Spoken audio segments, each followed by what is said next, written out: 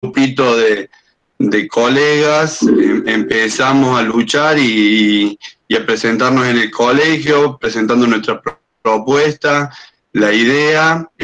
Fuimos bien recibidos por los miembros del consejo directivo del colegio, así que, bueno, como dije, esta comisión se formó para hacer fuerza, defender el rol del profesional ingeniero agrónomo dentro de los sistemas lecheros, y para eso estamos trabajando cotidianamente para lograr tareas registradas y generar vínculos y conexiones para que realmente poder tener fuerza en sí y volver a ser valorizado o tener un mayor valor dentro de estos sistemas.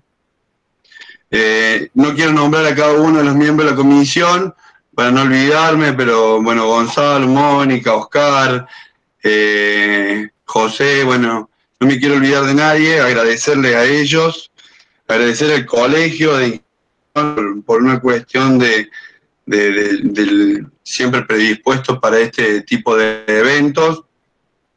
Nosotros, como ya habrán visto, decidimos hacer un ciclo de charla, como ya dijo Gustavo hace un ratito, para que no sea cansador, para que realmente podamos prestar atención un tiempo determinado y poder llevarnos quizá un aprendizaje o algo que nos movilice para seguir adelante. Quiero agradecer a los miembros de la comisión, a todos, agradecer a la comisión de BPA, representado por Gustavo Moretti, que va a ser quien dicte esta primera charla. Agradecer al Ministerio de Agricultura, que por medio de Germán Font nos acercó a Catalina Boeto y por ende a los miembros del programa de BPA para que estas charlas y las próximas charlas que son para productores puedan validar como horas de capacitación. Agradecer a la Secretaría de Ambiente y a Juan Carlos Escoto, de su secretario, porque por otro medio o por otro lado, sabemos o sé que Juan Carlos está interesado en el medio ambiente y que esto tome un poquito de rumbo hacia lo que se debe hacer de buena forma, entonces nos brindó todo su apoyo, y a INTA a través de Mónica, que siempre presente en todo este tipo de acontecimientos. Así que creo no olvidarme de ningún agradecimiento, tengo un machete acá, pero Pablo va a ser quien va a estar registrando tareas. El cronograma de charlas, recién estuvo Gustavo mostrándolo en pantalla, las 5 charlas que tenemos pensadas. Y bueno, de mi parte, de nuevo agradecerle a ustedes por estar presentes.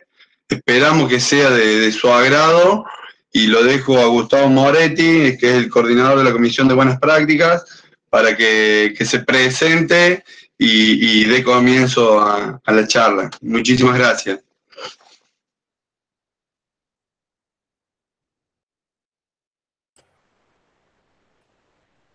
Bueno, para los que no me conocen, mi nombre es Gustavo Moretti, coordinador de la comisión de BPA.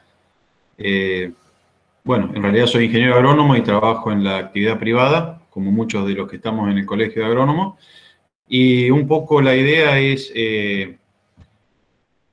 hacer actividades que se complementen en las comisiones. Y bueno, como toda producción, la lechería sobre todo tiene cuestiones relacionadas con el ambiente, con los residuos, con los efluentes, etc. Así que un poco la idea es formar parte de este ciclo de charlas con todo lo que es la introducción a la normativa ambiental, que es una tarea que realizamos desde la comisión de BPA. Se llama de BPA porque es de buenas prácticas ambientales, no es de buenas prácticas agropecuarias. Y bueno, es todo lo relacionado al ambiente y a la cuestión ambiental propiamente dicha, ¿no? Voy a iniciar la presentación. Las preguntas vayan haciéndolas por chat, se van a contestar al final. Pablo se va a encargar de ir anotando y después él las va a ir seleccionando. Pablo Maciangelo también es parte del consejo directivo del colegio, es de la delegación San Francisco y forma parte de la comisión también. Así que Yo soy de la Boulaye, de la delegación La Boulaye, del colegio, y bueno, también formo parte del consejo directivo del colegio. Así que, bueno, si quieren voy arrancando.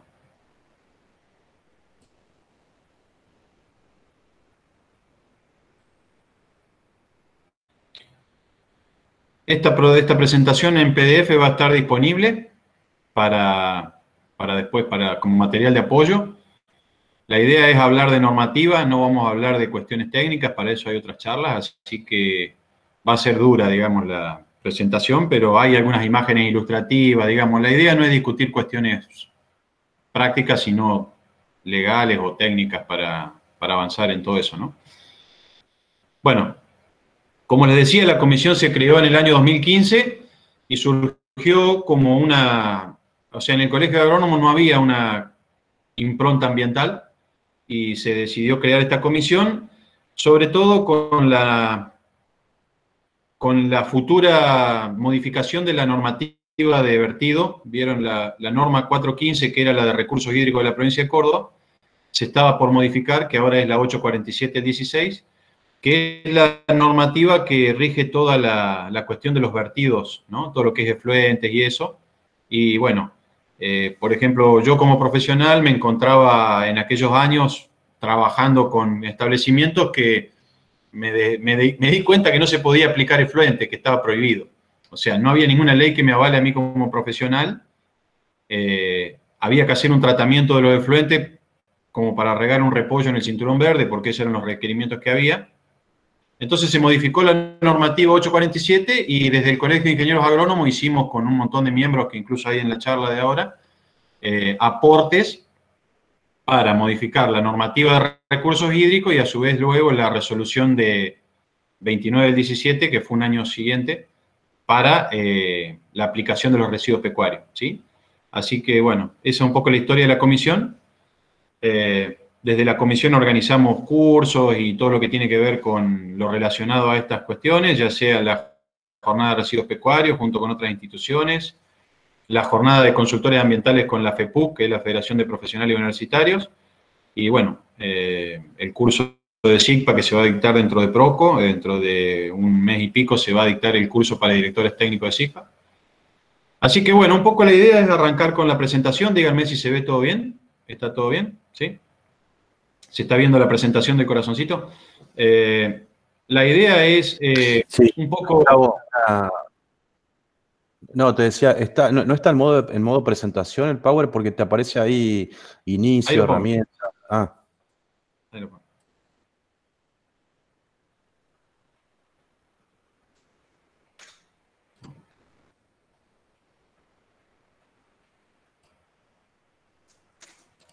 Bueno, ahí va.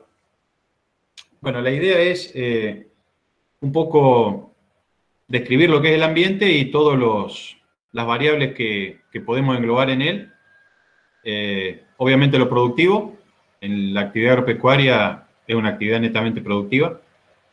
Tiene un componente de sustentabilidad, obviamente tiene que haber un resultado económico para que esa actividad sea viable, y hay una cuarta variable que es la social, que es en la cual siempre hago mucho hincapié porque es la que muchas veces determina los conflictos con el ambiente, ¿no? ¿Cuál es el paradigma actual? Ustedes saben que todo tiende a concentrarse para minimizar los costos operativos.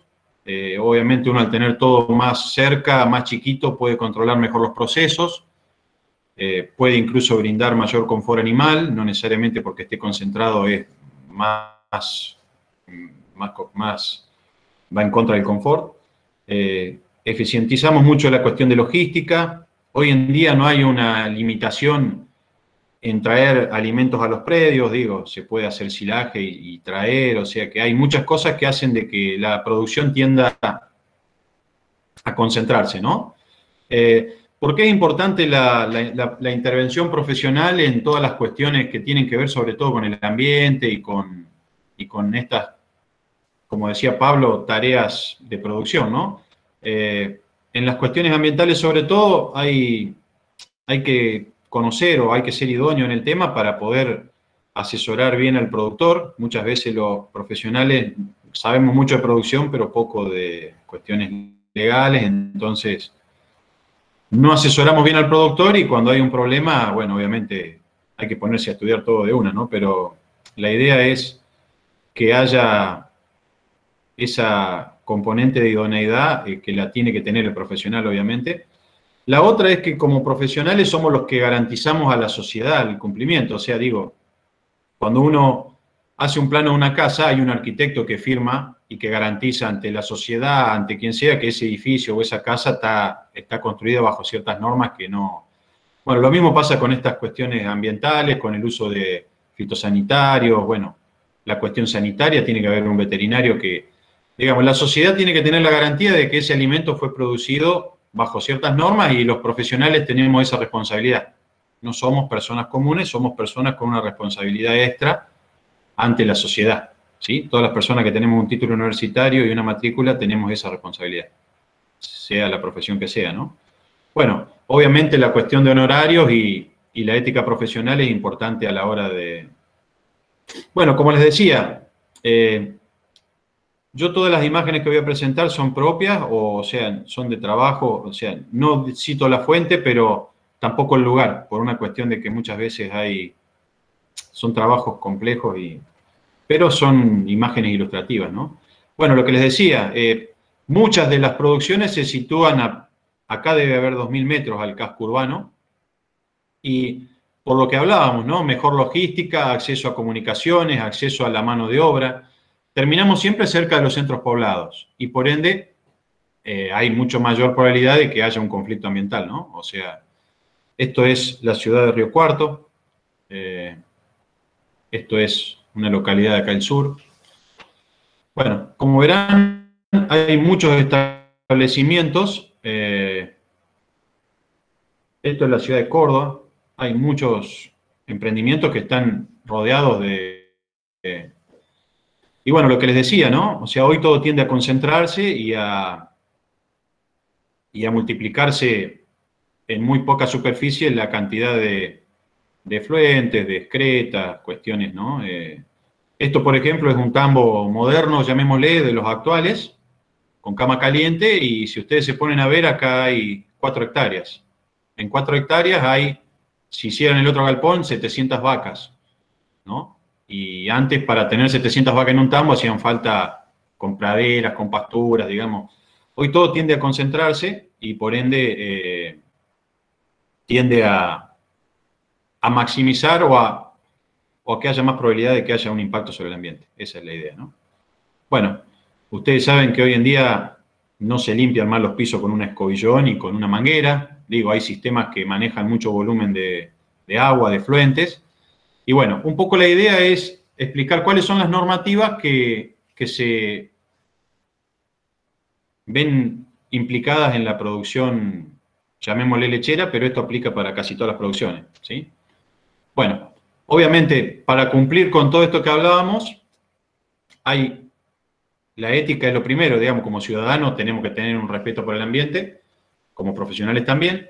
Hay normativas o leyes, también hay responsabilidad social empresaria, o sea, las empresas tienen sus cuestiones, sus principios como empresa Hay buenas prácticas agropecuarias, ¿sí? Hay muchas normas también, hay certificaciones privadas, o sea, qué sé yo, hay empresas lecheras, APRESID, digamos, hay muchas instituciones que certifican con instituciones privadas, ¿sí? Y hay normas también que certifican. Pero yo siempre hago mucho hincapié, y desde la cuestión profesional, de que también están las leyes para certificar eso, y que más allá de que haya una certificación privada, siempre hay un Estado que garantiza a la sociedad, y para eso están las leyes que vamos a hablar, ¿sí? Entonces, obviamente, una certificación privada, lo mínimo que tiene que exigir son las normativas que existen, ¿no? Pero lo que tiene que quedar claro es que muchas veces los profesionales, tanto agrónomos, veterinarios que estamos en el sector, no le damos mucha importancia a la normativa porque, bueno, la producción es producción, es como que se toma aparte toda esta cuestión, ¿no? Entonces, estas son todas las leyes que se ven afectadas, son la Ley General del Ambiente, que son la 7343 y la 10.208, que es la nueva, ¿sí? Este es el Código de Aguas, la ley de SICPA, y esta resolución 29 es la que se llama de residuos pecuarios, ¿sí? De eso vamos a explicar ahora en la presentación. Lo de residuos pecuarios está al final y lo vamos a tratar muy por arriba porque se va a tratar en las siguientes charlas, ¿no? Bueno, la Ley de Política Ambiental Provincial es la Ley 10.208. En realidad es complementaria de la 7343, que es bastante más vieja. Pero ¿cuál es la diferencia de la Ley 10.208? Que implementa la cuestión de presupuestos mínimos y a su vez de planes de gestión ambiental, que la ley anterior no la tenía en Córdoba, ¿sí? Entonces, ¿qué quiere decir? La Ley General del Ambiente de Córdoba no puede exigir menos que la nacional, por eso habla de presupuestos mínimos, y a su vez habla de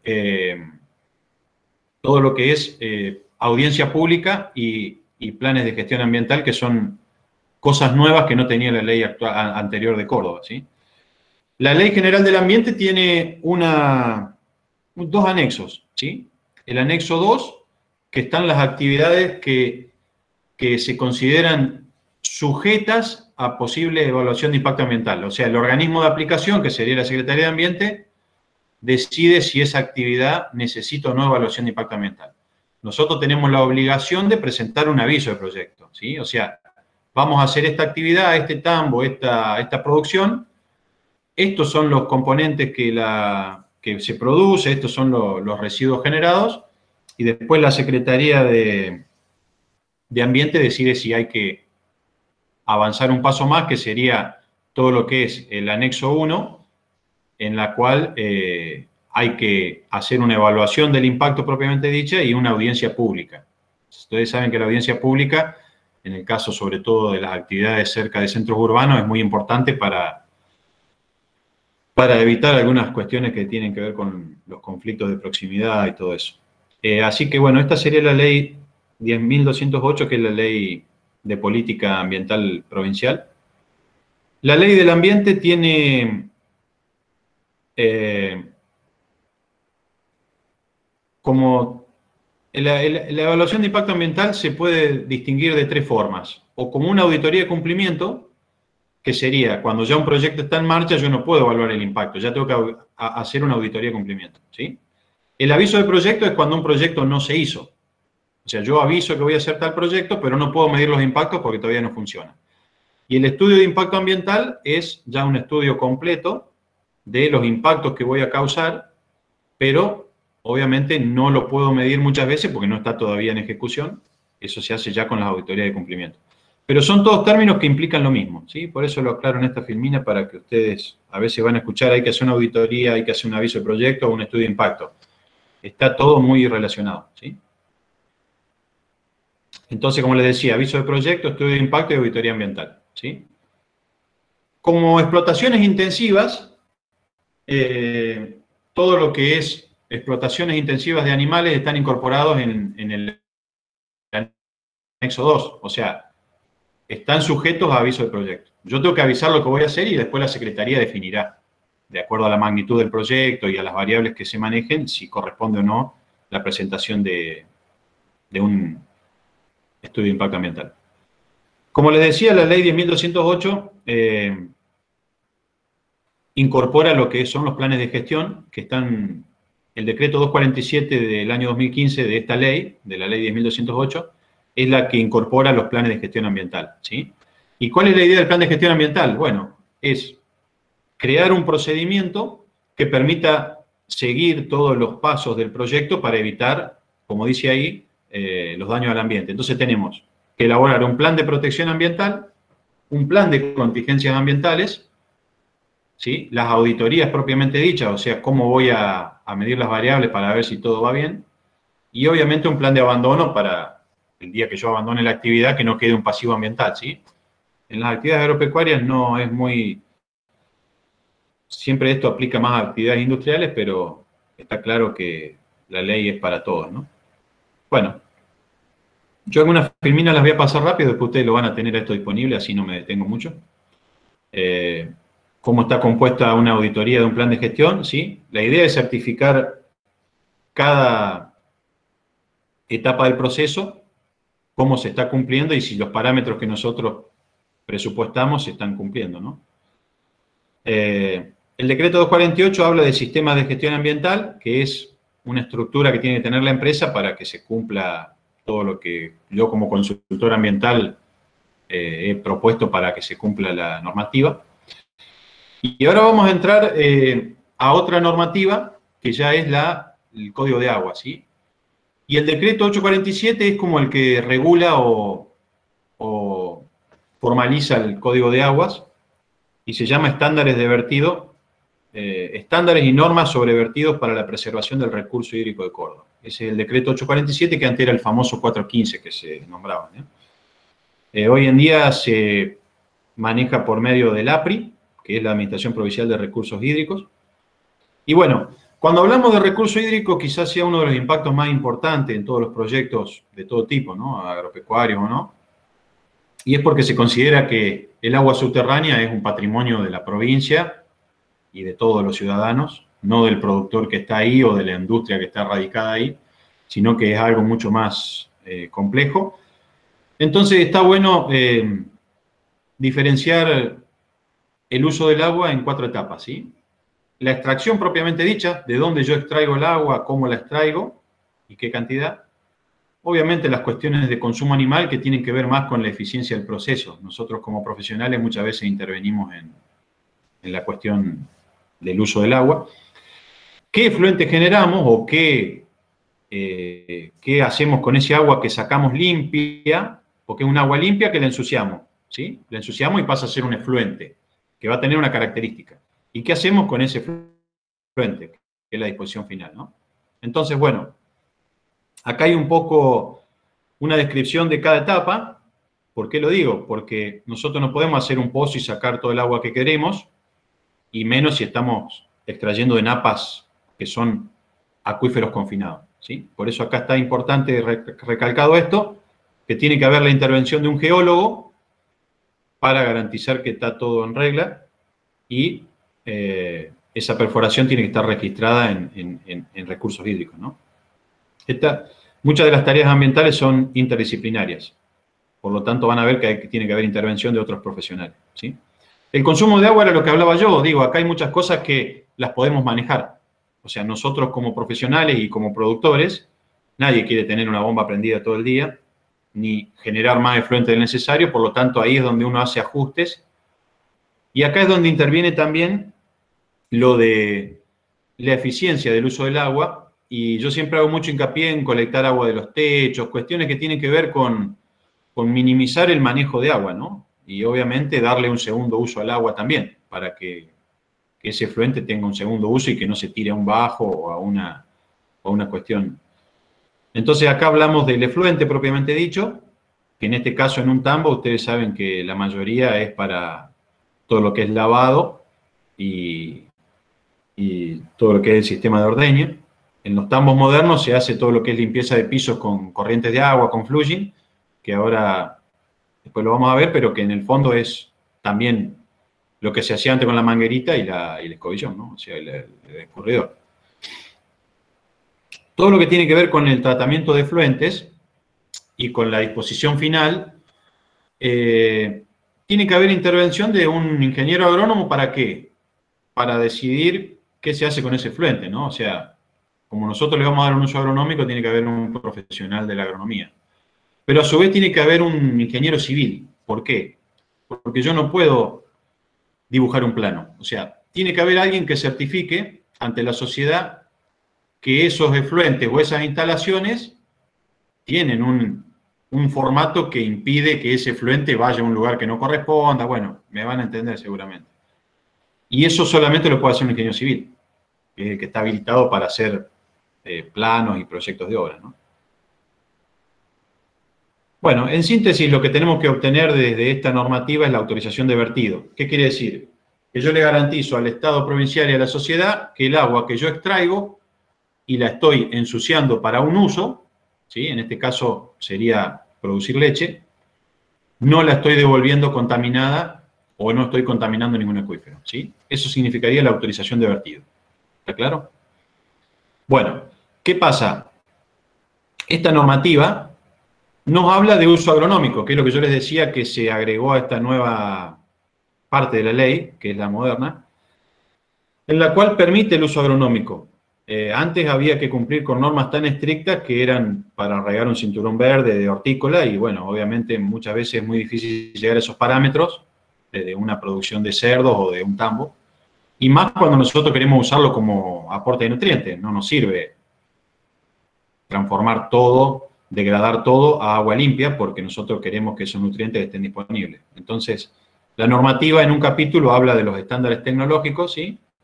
Habla de reuso y uso agronómico. Yo paso rápido, pero ustedes lo van a leer seguramente. Entonces habla de reuso y de uso agronómico. Yo les remarco las dos palabras porque son distintas, ¿sí? Todo lo que es reuso de efluentes implica darle un segundo uso al agua. Y el decreto muestra varias categorías. Cuando hablamos de normas de vertido, nosotros estaríamos en la categoría 2, que es de efluentes con carga orgánica, porque ustedes saben que hay industrias que tienen residuos peligrosos y hay efluentes cloacales que se tratan de otra forma, ¿sí? Esto lo aclaro porque... Bueno, ¿cuáles son los tipos de reuso? Acá está detallado qué es lo que permite la normativa. De acuerdo a las características, se puede hacer reuso de distintas formas. Para riego, ¿sí? Con acceso restringido, quiere decir que puedo regar un monte, o sea, un filtro verde, donde no va a haber personas, sino que yo hago un uso para producir madera, por ejemplo. Puedo regar cultivos, ya sea maíz o algún cultivo que se procese industrialmente, o sea, no puedo regar verdura, ¿sí? Con un agua de reuso.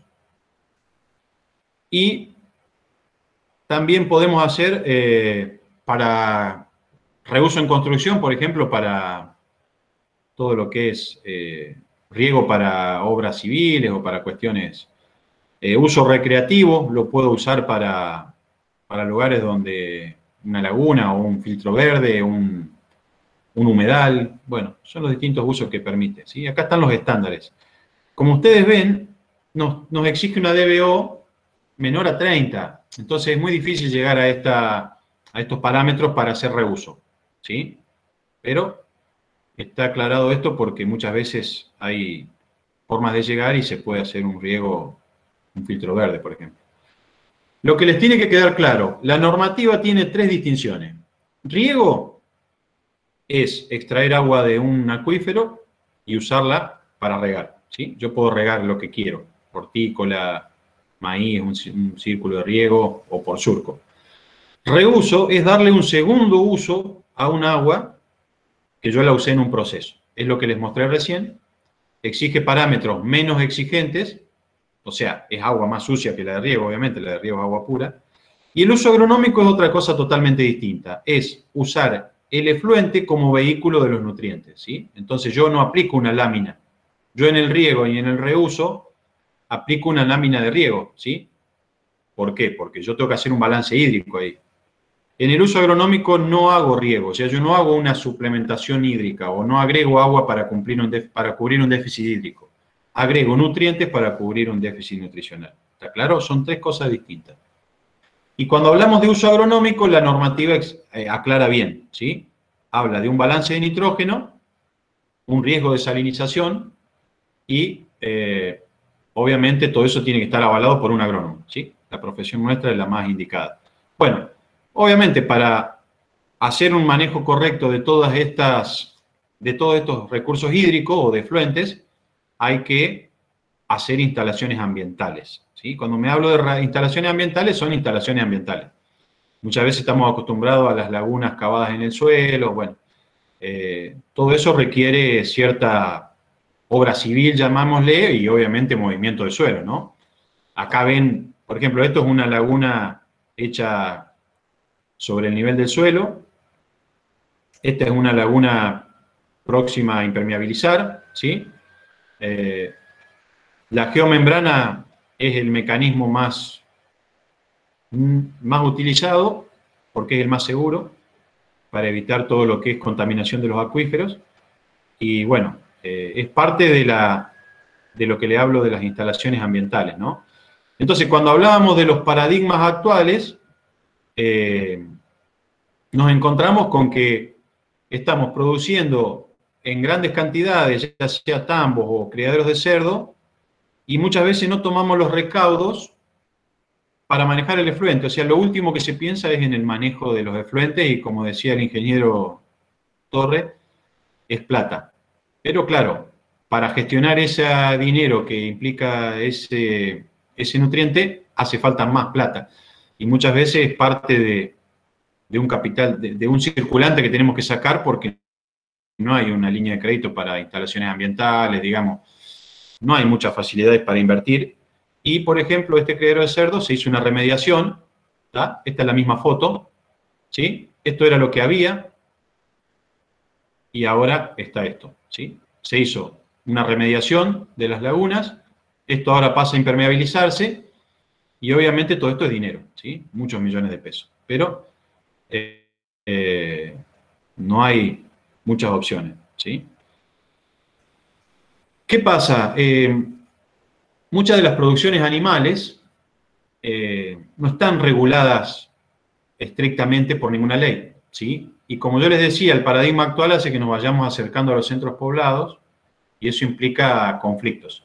En Córdoba se hizo la normativa que es la ley 9306, que es la ley de SICPA, que es famosa ley de SICPA o ley de feedlot, que lo que dice básicamente es que todo sistema intensivo concentrado de producción animal tiene que cumplir ciertos requisitos que muchas veces la ley del ambiente no lo permitía, ¿sí? No lo exigía.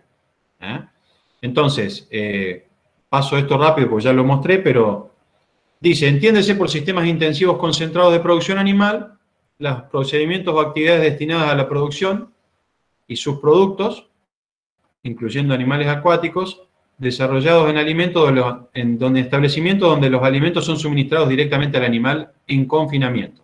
Entonces, como que crea la figura de los sistemas intensivos. ¿Por qué? Porque, como yo les mostraba, hay una mayor concentración de todo, y si estamos cerca de un lugar poblado, podemos generar un conflicto ambiental, una contaminación o una... Entonces, esta normativa crea categorías para, obviamente, excluir algunos establecimientos productivos que son pequeños, pero que pueden estar cerca, ¿sí? De los... Y bueno, los objetivos de esta ley, es una ley del año 2012, pero es muy... No todas las provincias la tienen, algunos ya la han agregado, pero habla de proteger la salud humana, los recursos naturales y preservar, obviamente, la calidad de los alimentos, pero disminuir el impacto ambiental, o sea, lo que hablábamos de la proximidad con las localidades y todo eso. Y en un artículo habla de zonas sensibles, o sea, hoy en día habla de 3 kilómetros como una zona sensible. Entonces, si yo tengo una producción de este tipo en cercanía de 3 kilómetros a un ejido urbano, a un río, a una laguna, estoy en una zona sensible y tengo que cumplir con esta ley, ¿sí? Entonces, ¿qué dice esta ley? Bueno, un poco lo que yo les mostraba. Empieza a exigir lo que exige la ley del ambiente, ¿no? Una factibilidad de uso del suelo, que es una potestad del municipio o del organismo que sería la comunidad regional. Ese es un tema importante para tener en cuenta. La presentación de un aviso de proyecto o una auditoría ambiental, ¿sí? Un estudio de impacto. La constancia de que yo tengo todo en regla, llamémosle REMPA, SENASA, etcétera, todas las otras habilitaciones. Y habla de un director técnico, que tiene que ser un agrónomo o un veterinario, ¿sí? Acá es donde hablábamos de interdisciplina, también acá compartimos con los veterinarios la responsabilidad de ser el director técnico. Bueno, acá hay un poco, yo los muestro a los cuadros para que ustedes los tengan en la presentación. Y básicamente, ¿qué dice? Con cierta cantidad de animales en una zona no crítica, no hay que presentar nada ambiente, ¿sí? O, si estoy en zona crítica, sí, tengo que presentar un aviso de proyecto. ¿Está claro? O sea, esto lo que determina es un cierto criterio para definir si esa producción corresponde, ¿sí? Obviamente, yo tengo más de 1000 animales, esté en zona crítica o no, tengo que presentar un estudio de impacto ambiental, ¿sí? Con porcinos pasa lo mismo. Bueno, yo esto lo paso rápido. Y la normativa esta, la 9306 de SICPA, habla de que hay que cumplir con las otras normativas, llamémosle cumplir con monitoreo de las napas para evitar la contaminación del recurso hídrico, ¿sí? Y acá habla de la 415 porque es una normativa vieja, ¿sí? Esta ley es del año 2012, pero ahora es la 847 que les mostré anteriormente. ¿Tá? Habla del tratamiento de excretas, o sea, exige que haya un tratamiento, que no haya una... y de la evaluación de impacto ambiental. Si corresponde, hay que hacerlo, ¿sí? Esa es la normativa que muchos de ustedes han hecho el curso de director técnico de SICPA, ¿sí? Exige la presencia de un director técnico y esta parte es la que maneja el área de SICPA de la Secretaría de Ambiente, donde nosotros nos inscribimos como director técnico, siendo agrónomo veterinario.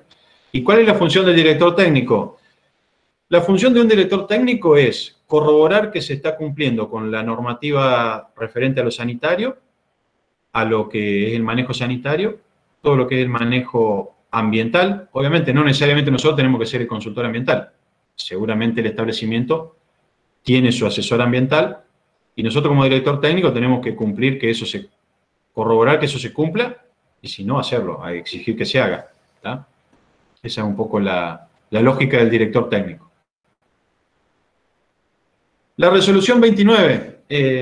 Esta normativa es una resolución de la Secretaría de Ambiente que es reciente y tal como dice el nombre es estándares ambientales de emisión o de efluentes y estándares tecnológicos para la gestión y aplicación agronómica de residuos pecuarios de la provincia de Córdoba. Esta normativa es muy útil y a los profesionales nos hace falta para poder distribuir correctamente los efluentes, ¿no? Si bien es una práctica milenaria, hoy en día no hay una normativa que nos diga qué podemos hacer y qué no. Y ustedes saben que hay que cumplir con la sociedad para garantizarle yo a la sociedad que hago las cosas bien y si me viene a exigir la sociedad qué estoy haciendo, yo poder demostrarle que hago lo que mínimo que me piden. ¿Tá? Esta resolución, no hay muchas provincias que tengan normativas similares, si bien están todas trabajando, en Córdoba ya es un hecho y está en marcha, ¿no? La voy a pasar medio rápido porque vamos a seguir en los ciclos de charlas hablando de este tema, ¿sí? Pero la idea es que quede ya en esta presentación todo lo referente, ¿sí? A qué implica el uso de esos efluentes o de esos residuos pecuarios, ¿sí? ¿Por qué? Porque pueden ser sólidos o líquidos, ¿sí? Pueden ser sólidos o pueden ser líquidos como les mostraba, ¿sí? Esta es la imagen de un tambo, por ejemplo, ¿sí? Un tambo cama caliente. Eso que se ve ahí no es un galpón, es un aljibe de 1,5 millones de litros que junta el agua de este techo, ¿sí? Tenemos casi 1 hectárea de techo, cuando yo hablaba de eficientizar el uso del recurso hídrico. Y esto acá es el efluente que se usa en el flashing, se pasa por un separador de sólidos y viene a un sistema de lagunas donde se estabiliza 120 días, ¿para qué? Para cumplir con esta normativa. Esta normativa exige un plan de aplicación. La resolución 29 lo que dice es que tiene que haber un ingeniero agrónomo que garantice que ese residuo, líquido o sólido, esté aplicado bajo criterios agronómicos, ¿no? Esa es un poco la lógica de esto. Ya falta poquito.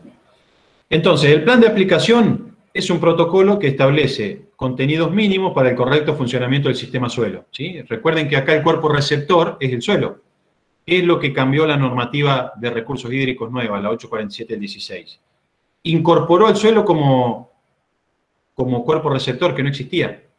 Antes solamente se podía vertir a un recurso, a un curso de agua o a una laguna o al subsuelo, pero no hablaba de cuerpo receptor el suelo, ¿sí? Entonces ahora lo incorpora y nos permite hacer esta normativa en la cual regulamos los parámetros para aplicar estos residuos sólidos o líquidos, ¿sí? Entonces dijimos que la idea es garantizar el correcto funcionamiento del sistema suelo, que va a ser el cuerpo receptor de los residuos orgánicos de origen animal, ¿sí? Como proveedores de nutrientes, lo que hablábamos, ¿no? Valorizar ese efluente que tenga un valor como nutriente, ¿sí? Que pase a ser dólares, no un problema de mierda, como decían anteriormente. Entonces, Recuerdo, no se aplica para cubrir necesidades hídricas. Yo la lámina que aplico es una lámina que me permite agregar la mayor cantidad de nutrientes, pero no es para cubrir un déficit hídrico, ¿sí? Bueno, esta normativa habla de cuáles son las posibilidades de, o sea, cuál es el residuo que se va a aplicar, ¿sí? Y los orígenes que puede tener. El plan de aplicación, entonces, está compuesto básicamente, después lo vamos a ver bien, yo lo voy a pasar rápido, de 3 partes. Caracterizar el cuerpo receptor, que sería el campo, el lote, la característica del suelo, obviamente el análisis de ese suelo, para ver qué disponibilidad de nutrientes hay, ¿sí? Y la caracterización del residuo estabilizado, del subproducto, del efluente, como quieran llamarle, que acá está todo detallado en la normativa, que pueden ser efluentes líquidos, ¿sí? De tambos, pueden ser camas de feedlot, de tambo. Hay que caracterizarlo ¿para qué? Para yo como profesional hacer el balance de nutrientes, ¿no? Porque en el medio de todo esto hay un cultivo o una pastura que está consumiendo esos nutrientes que van a pasar a ser mi valorización. O sea, yo valorizo el nutriente por medio de una producción, ¿está claro? Bueno, esta normativa tiene una cuestión que es bastante, no sé si conflictiva, pero dio mucho que resolver, que es la cuestión de exige un almacenamiento mínimo de 120 días. ¿Para qué? Para estabilizar ese residuo. Bueno, no voy a ahondar en esto, pero básicamente hay cuestiones sanitarias de los efluentes, sobre todo los efluentes líquidos, parásitos, etcétera, amoníaco, un montón de cuestiones que uno al estabilizarlo evita ciertas cuestiones que con un efluente crudo no se podría evitar, ¿sí? Y a su vez, cuando hablamos de efluentes sólidos o de residuos sólidos, hablamos de también estabilización como compostaje, ¿no? El compostaje o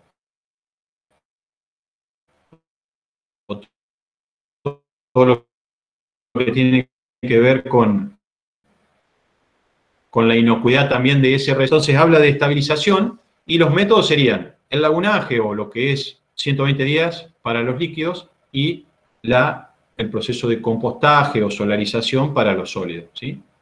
Eso es algo que obviamente tiene que estar, todo esto tiene que estar, es un proyecto que hay que garantizar que eso se cumpla, ¿no? ¿Está claro?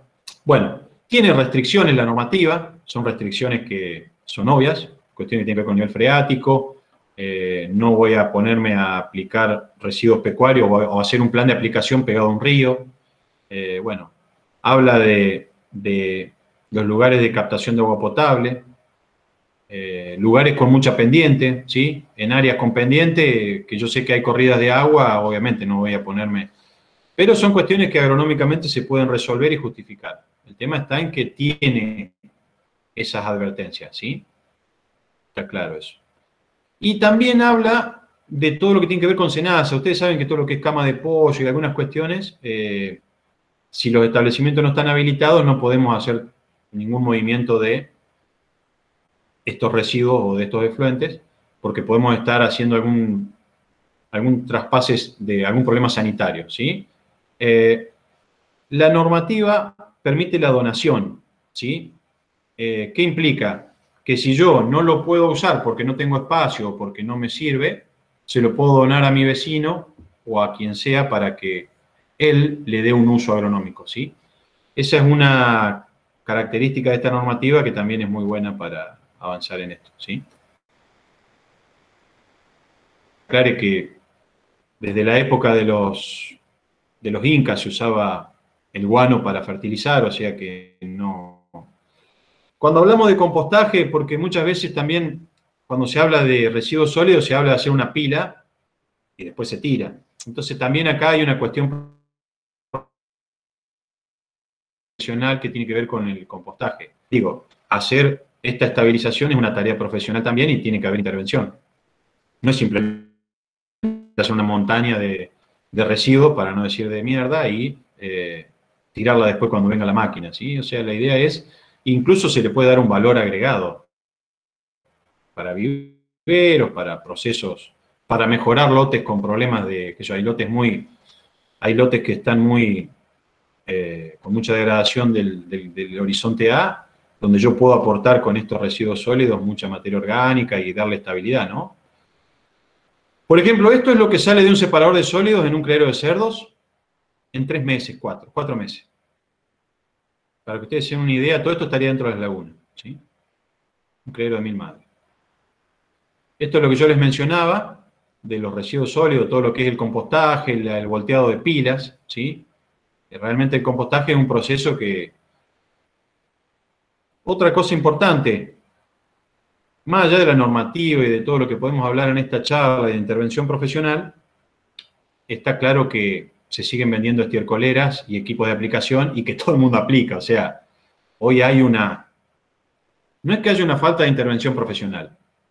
Yo no sé quién hace la aplicación, nadie lo sabe, pero no hay una profesionalización de las tareas, ¿sí? Pasa lo mismo con los fitosanitarios y siempre desde el colegio de agrónomos, de las instituciones colegiadas, se propende a que todo tenga un seguimiento y que tenga una trazabilidad. Si no, yo cómo le demuestro a la sociedad que hice bien la aplicación y que no contaminé nada, por más que, les repito, las estiércoleras se venden hace muchos años, pero no hay, la normativa tiene solamente 2, ¿sí? Esta normativa habla de todo lo que es enmiendas, ¿sí? ¿sí? Bueno, un poco la idea era hacer esta introducción y como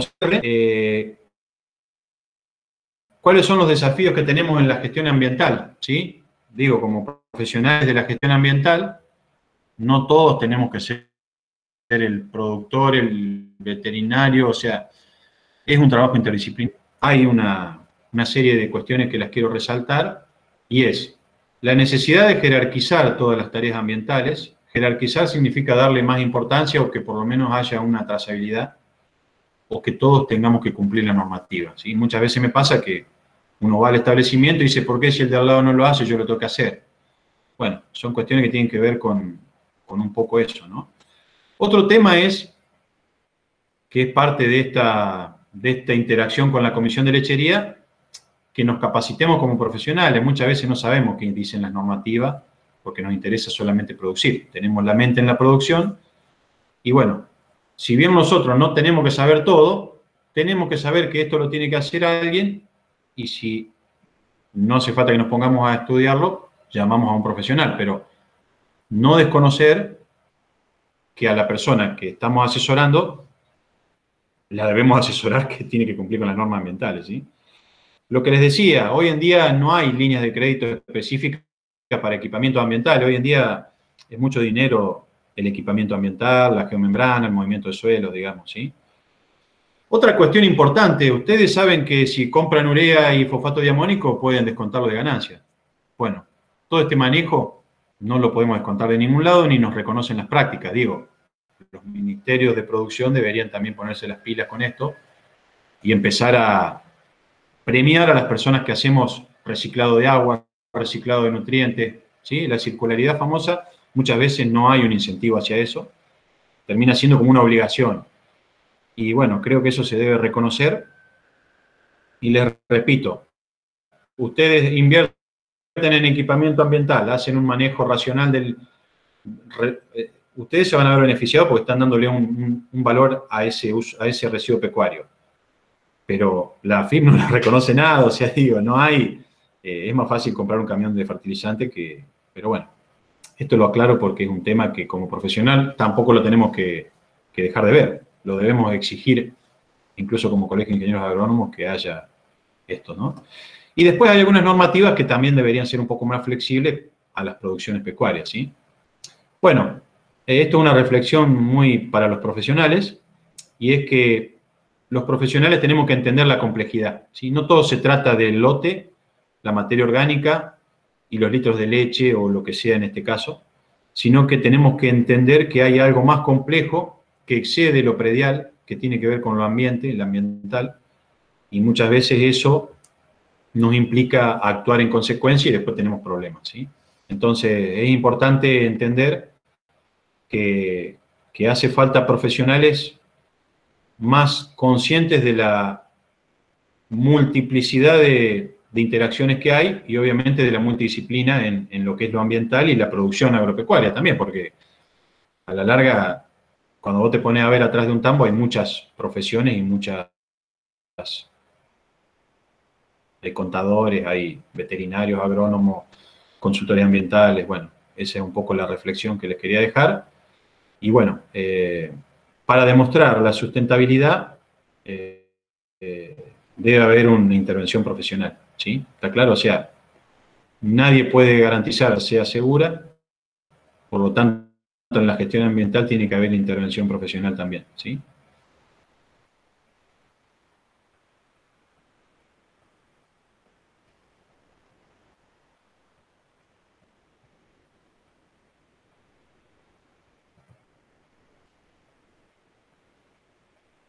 ¿Se escuchó todo bien? ¿Bien? Buenísimo. Bueno, no sé qué hora es, las 8. Está bien, anduve bien. Vamos a ver con las preguntas. Bueno, Sí, podemos hacer algunas preguntas. Quería aclarar una cosita, Gustavo, que como hay gente de otras provincias seguramente participando, si bien todo lo que se dio es muy de, digamos, la legislación provincial, para la gente que por ahí desconocía un poco la legislación acá, bueno, viene bien también esto para decir, bueno, impulsar en otras áreas o en otras provincias y compararlos un poco también con otras legislaciones, ¿no?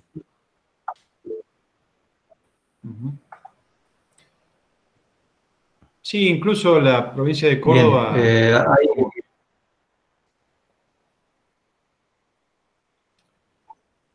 No, decía que la provincia de Córdoba es como, en cierta forma, pionera o referente, o sea, los técnicos de muchas instituciones y de muchos se relacionan entre todas las provincias, o sea que casi todas las provincias hoy en día están trabajando en estas normativas y siguen un poco el ejemplo de Córdoba, que no es que seamos mejores, sino que siempre hubo un de adelantamiento. Bueno, Pablito. sí, hay una serie de preguntas. Ahí Federico Lara consulta dónde podemos encontrar toda esa información. Creo que se refiere a las leyes y resoluciones que estaban nombrando al principio. La presentación esta se va a enviar por mail a todos los disertantes y la idea de la presentación era que quede bien claro dónde ustedes tienen que buscar los nombres de las leyes y todo, así que es un resumen, son 89 láminas, pero creo que está toda la normativa ambiental ahí y después ustedes pueden ahondar en las mismas leyes, pero la presentación esta se les va a reenviar a todos para que la tengan disponible, ¿sí? Bien. Luego Oscar Boll consulta, ¿cuáles son las perforaciones que hay que registrar en recursos hídricos en un tambo de 300 vacas? ¿De qué caudal la perforación? Es que hay un caudal. Sí, la normativa provincial lo que dice es que el recurso hídrico, como les decía, es un bien público y tiene que estar regulado. Por lo tanto, así tengan ustedes un molino para las vacas o tengan un tambo de 300 o de 1000 vacas, tienen que registrar las perforaciones. ¿Por qué? Porque yo tengo que demostrarle al Estado o a la sociedad de dónde estoy sacando el agua, de qué profundidad, qué caudal y qué hago con ese agua, con qué la ensucio y a dónde lo devuelvo. Por eso yo hablaba de la normativa de recursos hídricos, la 847, que excede, o sea, digo, para que ustedes se den una idea, hay que declarar los pozos negros, o sea, no se exime a nadie. ¿Por qué? Porque el recurso hídrico es el recurso hídrico. Imagínense, yo tengo una fábrica de baterías que la tengo en un galpón de 20 por 20 Y si yo no demuestro qué estoy haciendo, estoy contaminando el recurso hídrico de una ciudad, por ejemplo. Simplemente que estoy tirando a lo mejor algún residuo tóxico. Entonces, la normativa, Oscar, la normativa no distingue de tamaños de vacas ni de nada. Simplemente lo que dice es, ¿cuánta agua está sacando el subsuelo? Que haya un geólogo que me certifique si la sacás de la segunda, de la tercera napa, y esa cantidad pagás un canon de agua. Si vos demostrás que haces un vertido o devolvés el agua de forma sana al ambiente, te descuentan el canon a la mitad, ¿sí? O sea, ese es el beneficio de demostrar la gestión del efluente, ¿sí? Ese efluente, repito, se gestiona como reuso, ¿sí? O como uso agronómico, ¿tá? El riego no sería el caso este, a no ser que vos tengas riego, pero no es el caso en un tambo puede haber riego también, sí. Y vieron que los riegos hay que registrarlos también, se registran los riegos. Bien. Luego Gustavo Torres dice, el artículo 7 regula 3.000 metros a un curso permanente o temporario de agua y 10 metros a la napa. Ahora, un sinnúmero de los tambos de la provincia están situados en lugares como los descriptos. Sabiendo eso, ¿cómo debemos proceder ante un funcionario reglamentarista? Porque estimo que hace aplicar muy bien la ley o es estricto. No, la normativa lo que dice es que es una zona crítica, no dice que esté prohibido. Lo que dice es, che, esto es zona crítica, tenés que tomar la mayor cantidad de medidas posibles para evitar tanto contaminar la napa como contaminar un curso de agua. No dice que está prohibido. El tema es que, obvio, acá en el sur de Córdoba, hace unos años atrás, no había nada a menos de 5 metros la napa, o sea, pero no quiere decir que esté prohibido. Lo que quiere decir es que los recaudos que uno... que, por ejemplo, en un lugar donde conozco lugares que está a 10 metros la napa, 20, 30. Bueno, ¿qué implica eso? Que yo voy a tener mucho más tiempo hasta contaminar la napa. Acá, en un volcamiento común y corriente, ya estoy con una napa a 2 metros contaminándola. Igualmente, no está prohibido, queda claro. O sea, lo que dice es que hay que tomar las medidas de precaución para evitar, por ejemplo, en el curso del río, aislar esa cuenca. O sea, yo tengo que garantizar que el efluente, en mi plan de contingencia, nunca tiene que llegar a ese curso. En el caso de la napa, tengo que impermeabilizar con geomembrana, o no puedo hacer, en un lote que tiene la napa a 1 metro, probablemente no pueda hacer un riego con efluente por una cuestión de que estoy directamente casi... Pero no habla en ningún momento de que está prohibido, más allá de que el funcionario te diga que, bueno, obviamente que no podés, pero no, en ningún lugar dice que está prohibido. Bien. Lean después las leyes. Es muy bueno leer las normativas, más allá de que uno a veces no le da importancia. Cuando uno lee las normativas se da cuenta de todas las falencias técnicas que tenemos como profesionales y como productores, porque ahí te das cuenta de lo que marca la ley y que muchas veces ni lo medimos, ¿sí? Bien. Y por último, José consulta, la resolución 29/17, ¿dentro de qué ley está? La resolución 29/17 es una resolución de la Secretaría de Ambiente y que está bajo la órbita del área de SICPA, de la ley de 9306. ¿Qué pasó? Cuando se hizo la modificación de la normativa 847 de recursos hídricos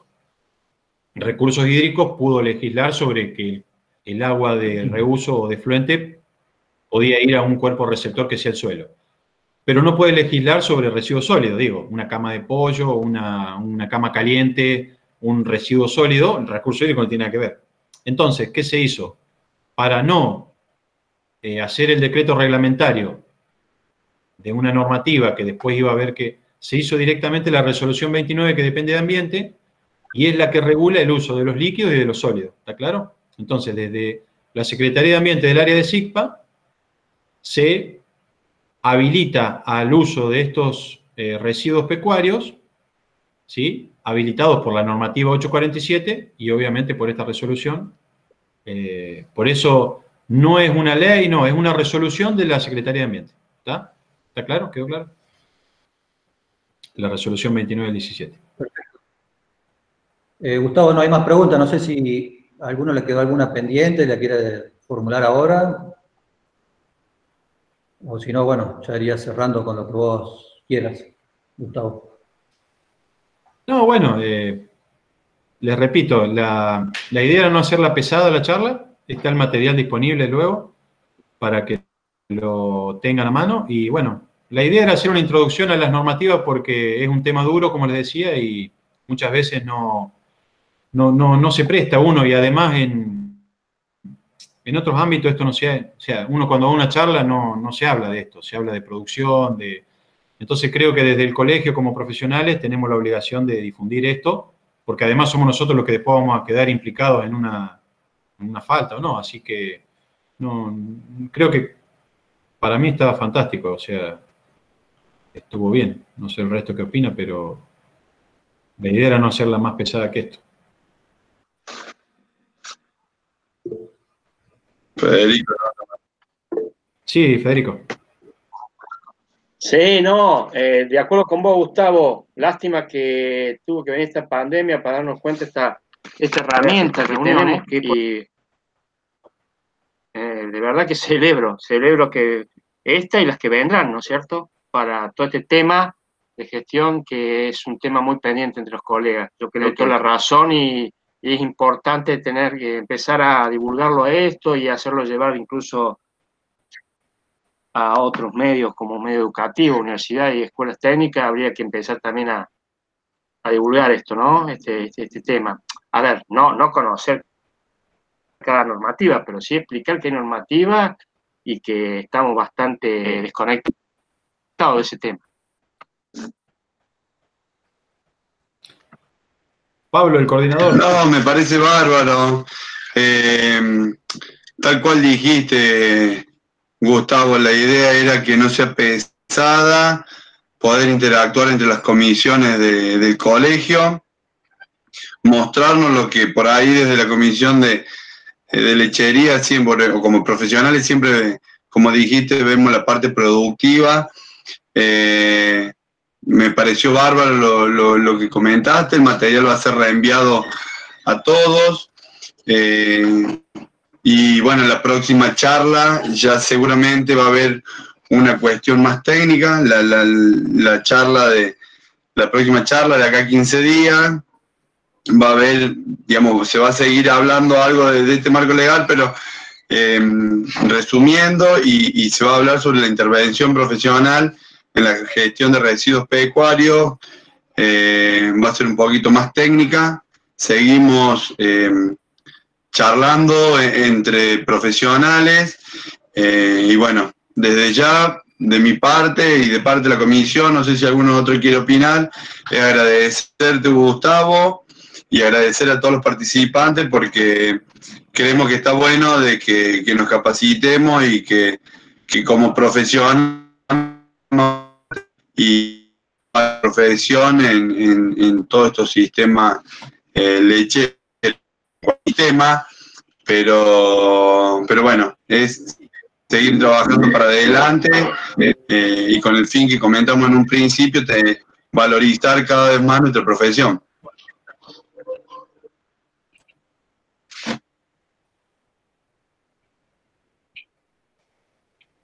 No sé si hay algún otro comentario, alguna otra pregunta, pero si no hay más nada que hablar o se puede debatir, no hay ningún problema.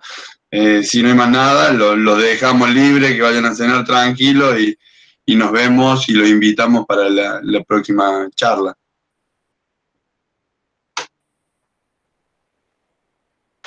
Correcto. Bueno, muchísimas gracias a todos. Nos despedimos. Muchísimas gracias. Que no sabemos si iba a venir o si fue pasado. Buenísimo, buenísimo. Nos vemos en 15 días.